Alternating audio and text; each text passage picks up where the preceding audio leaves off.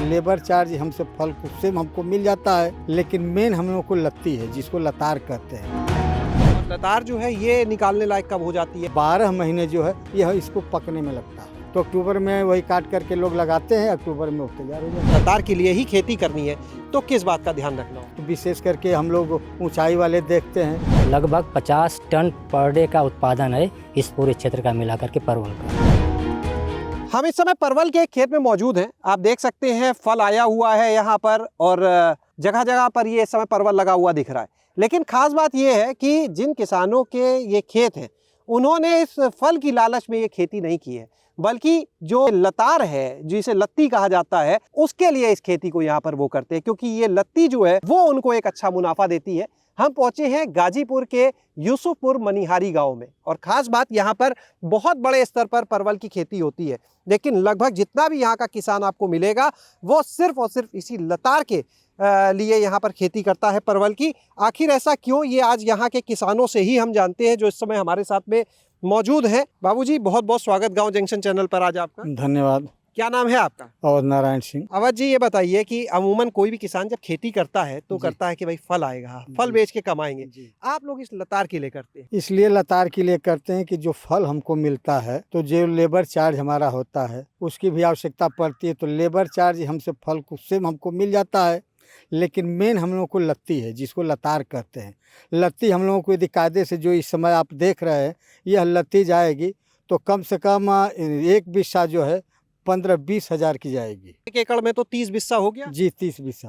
तो उस हिसाब से तो 6 लाख की लतार हो गई 1 एकड़ से। जी कुछ दिन जो है जैसे मार्च और अप्रैल मई में तक या जून तक हम जो है दवा छिड़क करके फल को तक ज़्यादा मात्रा में तैयार करते हैं, क्योंकि उस समय हमको पैसा कुछ मिल जाता है, सूखा मौसम रहता है, तो उसको में फिर इसके बाद जब जुलाई अगस्त आता है तो हम फल निकालना बंद कर देते हैं। तब हम अपनी लत्ती को जो है मजबूत स्ट्रांग बनाने के लिए, मोटी बनाने के लिए दवा का प्रयोग करते हैं, जिससे हमारी मोटी स्ट्रांग मजबूत रहे कि बारिश भी हो तो उससे उसके ऊपर बहुत ही असर न पड़े। तो अक्टूबर में जब बिकती तो हमको यदि अच्छी हमारी लत्ती है तो अच्छा हमको पैसा मिलता है। यदि लत्ती हमारी गड़बड़ी ज़्यादा हम फल ले लिए तो लत्ती हमारी अमूमन कमज़ोर हो जाएगी, और जब कमज़ोर हो जाएगी तो उसके ऊपर अनेक रोग हो जाएंगे। तो जब रोग उत्पन्न हो जाएगा तो लत्ती गल जाएगी, जिसको हम लोग गलकी बोलते हैं।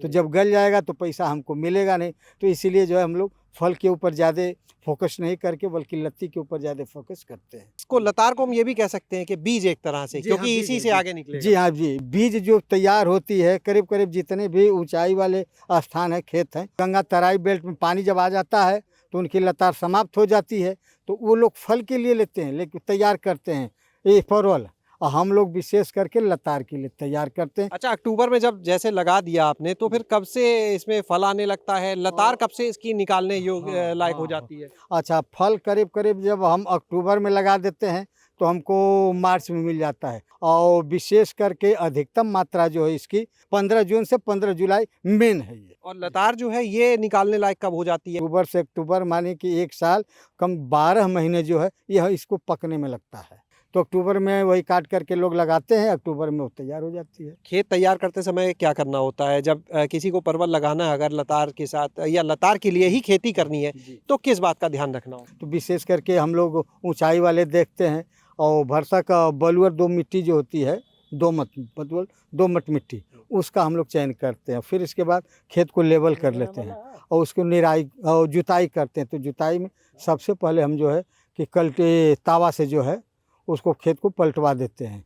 फिर इसके बाद जो है कल्टीवेटर चलाते हैं, और करीब करीब यह प्रक्रिया करे हम कल्टीवेटर, तावा, रोटावेटर सब मिला करके करीब 8 से 10 चास करवा देते हैं। तो अधिकांश लोग जो है आलू की बुआई करते हैं अक्टूबर नवंबर में, 15 अक्टूबर से 15 नवंबर, उसी समय आलू में ही इसको जो है बो दिया जाता है। तो आलू बोने का यह प्रोसेस होता है कि वो जोरा मशीन से बोया जाता है, तो जो ऑटोमेटिक मशीन है वह केवल आलू ही बोती है, लेकिन जो बगैर ऑटोमेटिक है तो उसमें 3 जोड़े तैयार उससे होते हैं। 3 जोड़ा आलू और 1 जोड़ा जो छोड़ देते हैं, उसमें परवल करते हैं। यानी कि एक परवल के थान से दूसरे थान की चौड़ाई कम से कम जो है 8 फुट रोपते हैं।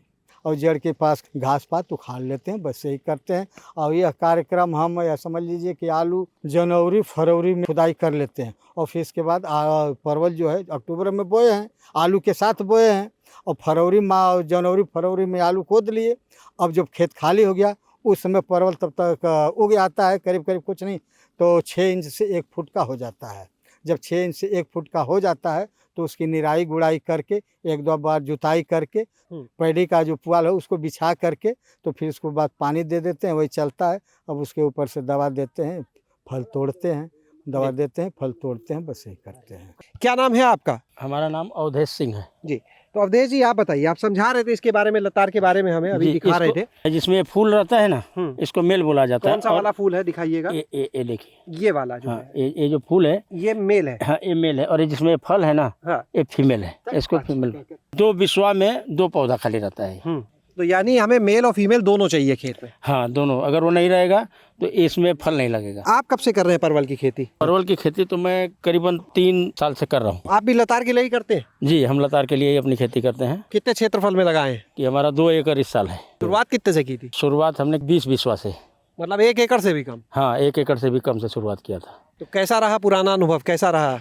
पुराना तो अच्छा था, इस साल भी अच्छा है। कई जो यहाँ पर लोग हैं वो अब FPO भी बना रहे हैं, बहुत से किसान हैं जो उससे जुड़े हैं और इस खेती को लगातार बढ़ावा दे रहे हैं, क्योंकि प्रयास यही कि कैसे किसान की आमदनी बढ़े, इसके ऊपर फोकस। तो उन लोगों से भी बात करते हैं यहाँ पर जो हमारे साथ में इस समय लोग मौजूद हैं। ये अपना पूरा परिचय हम चाहेंगे पहले आप दे दें यहाँ पर। सर, मेरा नाम रामरतन सिंह है और मेरी यहाँ पे PC है, reinvent organic farming producer company के नाम से है, जो अम्बेडकर मोड़ हंसराजपुर में है। और हमारे अंदर लगभग 800 फीमेल मेंबर जो हैं, सदस्य हैं, जो मैक्सिमम सब्जियों पे काम कर रही है, अन्य फसलों पे काम कर रही हैं जी। तो उन लोगों को भारतीय सब्जी अनुसंधान संस्थान की तरफ से हम लोग समय समय प्रशिक्षण और ट्रेनिंग देते हैं। क्या समस्याएं खेतों में आ रही है, उसका निदान कैसे होगा, उसकी समुचित व्यवस्था किया जाता है कि उनको अच्छी खाद, अच्छी बीज, ये सब कैसे मिले, कहाँ से मिले, उसके लिए हम पूरा प्रयास कर रहे हैं। रामरतन जी ये बताइए, कितने किसान हैं आपसे जुड़े जो परवल की खेती से लगे? लगभग 300 फीमेल और मेल मिला करके यहाँ पे काम कर रहे हैं। यहाँ कुछ हमारा गंगा का बेल्ट है जहाँ पे परवल पे स्पेशली काम हो रहा है, और हमारा जो ये क्षेत्र है ये हमारा बेसिकली गांव ही है। तो यहाँ पे लगभग इस एरिया में 1 से 1.5 एकड़ के आसपास परवल की खेती हो रही है। लगभग 50 टन पर डे का उत्पादन है इस पूरे क्षेत्र का मिला करके परवल का। ये बताइए कि अगर कोई किसान आपसे संपर्क करना चाहे, आपको बहुत सारे लोग सुन रहे हैं, तो अपना कोई नंबर भी देंगे आप जो आपसे बात नंबर है 9935318888। एक बार फिर से यहाँ पर जो किसान हमारे साथ हैं उनसे बात करेंगे। आप बाबूजी, जब हम लोग आए थे तो चलते चलते आप बताए थे इसको कर्मलत्ती कहते हैं आप लोग? जी हाँ, कर्मलत्ती करते हैं। ऐसा क्यों, क्या है? ऐसा इसलिए कि जब यह तैयार होती है तो लगता है कि अब 15 दिन में हमको 10 लाख रुपया मिलेगा, लेकिन ईश्वर की ऐसी कृपा हो जाती है, कुछ है कि बारिश हो गई या कुछ टेम्परेचर ऐसा हो गया कि वो 15 दिन में मिलने वाला है 10 लाख, 14 दिन में ही इसमें ऐसा झुलसा रोग लगता है कि 13वें दिन सब यह ख़त्म हो जाता है।